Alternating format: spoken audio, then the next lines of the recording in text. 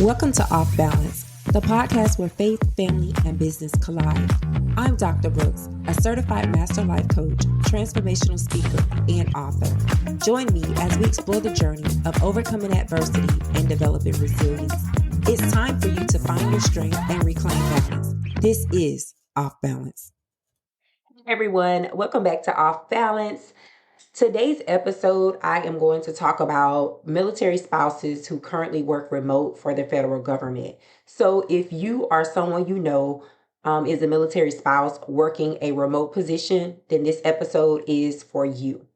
So with the recent return to office directive from President Trump, many federal employees are required to return to in-person work.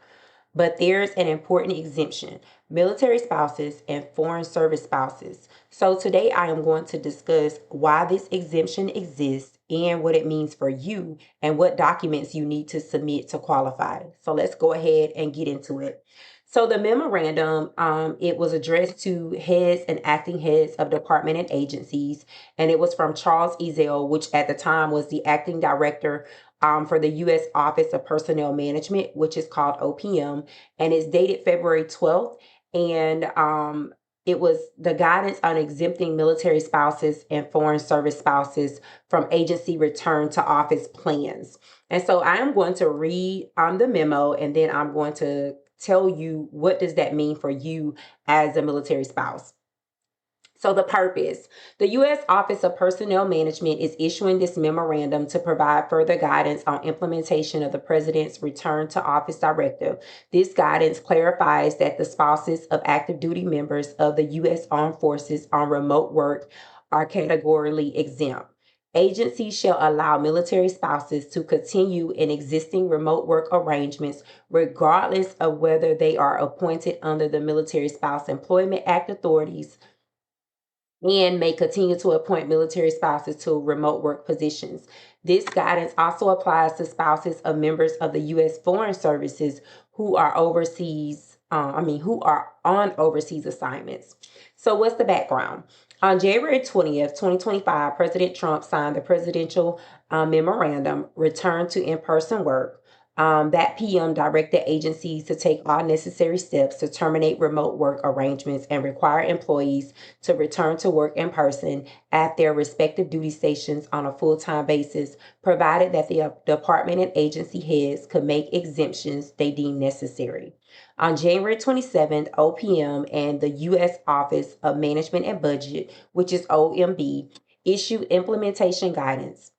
That guidance directed agencies to prepare implementation plans to return all eligible employees to in-person work instead of remote or telework arrangements. The guidance explained that eligible employees did not include those excused due to a compelling reason certified by the agency head and the employee's supervisor.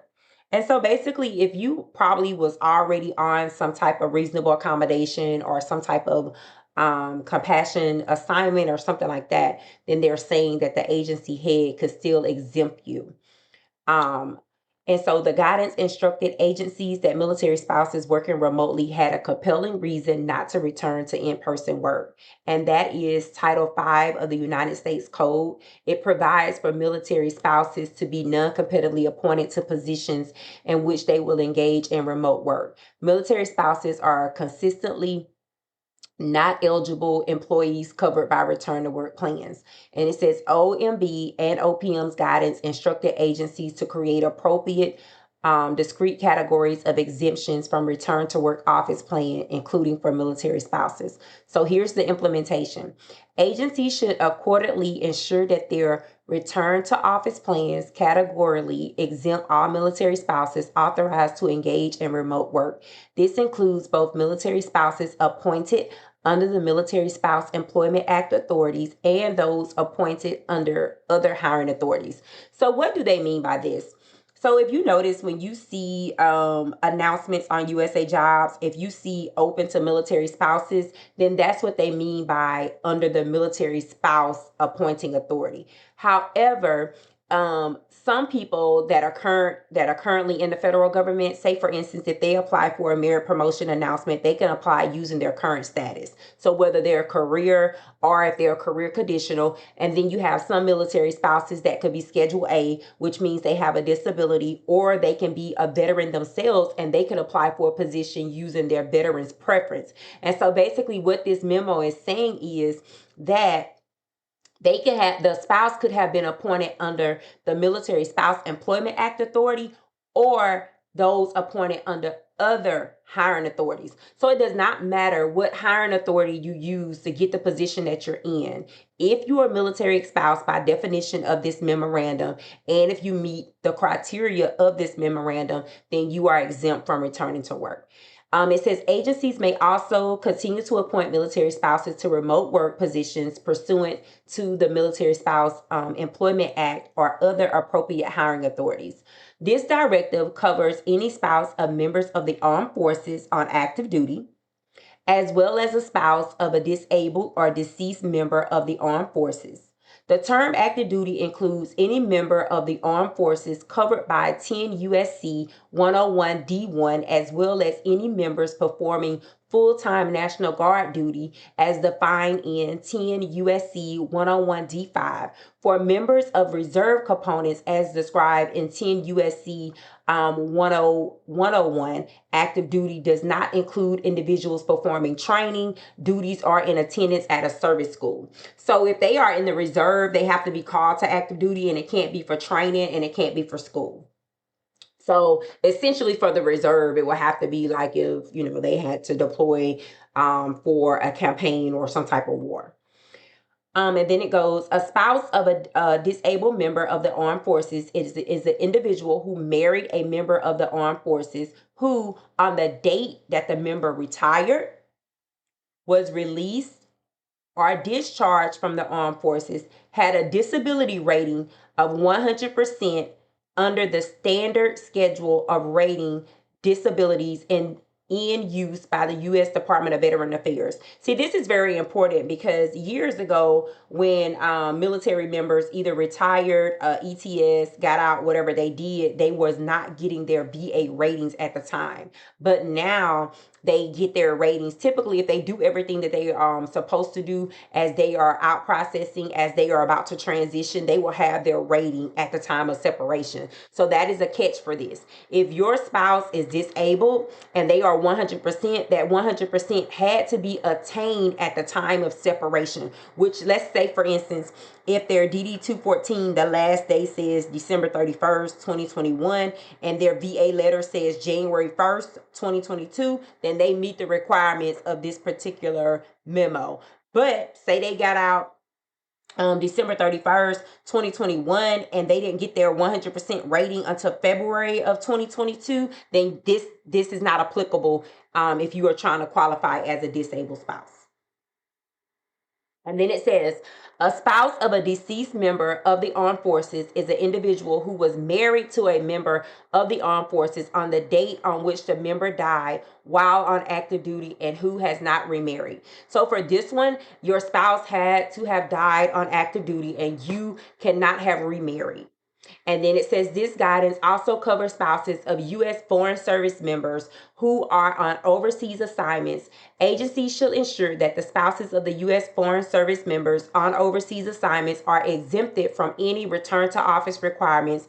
In addition, spouses of U.S. Foreign Service members on overseas assignments may continue to be hired to remote work positions consistent with 22 U.S.C. 4026B. And it says agencies should ensure that all such military and foreign service spouses are permitted to continue with any applicable remote work arrangements. So I read it because I wanted to ensure that you understand what it is that I'm talking about. And so again, this is very, very good news for those military spouses because it exempts you from returning to the office. And so I like the fact that the exemption applies to military spouses, whether or not they were appointed under the Military Spouse Employment Act. And so here are the three categories: Spouses of active duty armed forces member, including those on full-time National Guard duty, spouses of disabled veterans with a 100% VA disability rating, and they had to have got their rating at the time of separation. And then spouses of deceased service members, provided that they have not remarried. So if you fit into any of these categories, you are exempt from returning to in-person work. And so you just need to make sure that you have your documentation together. And you need to make sure that when your agency reaches out to you for, or when they announce the compelling reasons, then most agencies, this will fall under compelling reason. And then you would just need to submit your documentation. And so what documents would you need? And so for military spouses, you're going to need a copy of your spouse's, if you're active duty. So if you are a current spouse of an active duty member, you're going to need a copy of your spouse's active duty orders showing their assignment. You're going to need your marriage certificate to prove the relationship, right? And then it's say, for instance, if you are a military spouse of a disabled veteran, you're going to need a copy of the DD-214, and you're going to need a copy of the VA letter, and you're going to need a copy of your marriage certificate. And that's how you're going to prove that. If you are claiming it because of a deceased spouse, then you're going to need the same thing. You're going to need the copy of the actual death certificate. You're going to need that marriage certificate showing that you guys were married, and also showing, that you haven't remarried. And then you will also need the DD-214 as well. And so for foreign spouses, you're going to need a copy of the overseas assignment orders and your marriage certificate. These documents, again, they're going to be submitted to your HR department as soon as they begin requesting it. And so you just want to make sure you have it. Now, if you are currently the spouse of a member of a disabled veteran, and let's just say that disabled veteran is permanent and totally disabled, and they don't currently work for the federal government, then you can also request that you receive the 10-point veterans preference, as well as veteran preference for RIF. So what you would need for that is you would still need that VA letter showing that they are permanent and total disabled, and you would need the SF-15. You would fill that out and say that they don't currently work for the federal government. And then you would need your marriage certificate. And then you can get box 23 on your SF-50. They will change that to 5. And then you would get box 26 changed to yes. So if your spouse is disabled, again, and they are permanent and total disabled, and they don't work for the government, then you can use their veterans preference for a RIF. And so you would want to submit that documentation to your HR department to get that updated. So if you are a military spouse, just make sure your records are up to date. Make sure you have all the paperwork that you need, and make sure that you let your agency know that you are exempt from returning to work. It doesn't matter if you live within 50-mile radius. None of that stuff matters. This particular memo is exempting military spouses from returning to work. So if you know a military spouse and they kind of have questions about it, make sure you share this episode with them. Make sure you guys comment, like, and stay tuned for more episodes as it relates to what's going on in the federal government. I think I am going to do another episode about reduction in force, because even though I did one, I didn't go into depth, and people still had questions about it. So I would probably do another episode about that as well. So again, if you guys need any information about what's going on with the federal government, just let me know, and I will do my best to share that information with you. So again, thank you guys so much for tuning in. Be sure to like this episode, rate it, share it with your friends and family, and just know that we are going to get through whatever we're going through, because we have to trust and believe that all things work together for the good of those who love the Lord and are called according to his purpose. I can't force you to believe what I believe, but I know that we serve the one true living God, and he is a just God. He is a God that is sovereign. And in the same way that, he's intervening and allowing people to be returned to their job, I don't want you guys to stress. I know it may seem rocky. I know things may seem a little uncertain right now, but we have to trust that God is still in control. So again, blessings to you guys. Thank you so much for tuning in, and I will talk to you guys on the next episode. Thank you for tuning in. Be sure to rate this episode and share it with your family and friends. To learn more about your host, visit brooksdemming.com. Until next time.